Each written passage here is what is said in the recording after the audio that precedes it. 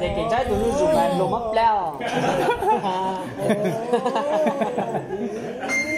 Chạy phải liền cho con sẽ gài đó. Cho đi à? Những cái điều không có chỉ phải cho chỉ cho cái. Bây giờ chỉ là cái này.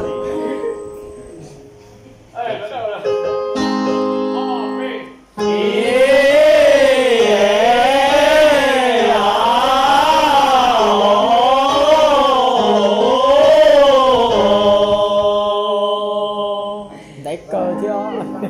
Cháu thế cho nó buồn té thế.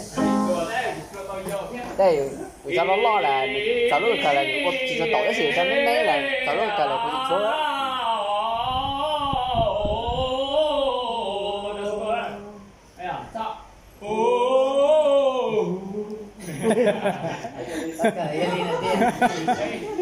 Chờ đi xuống. Nếu mà chỉ câu này là bạn cái này hay là cứ ra.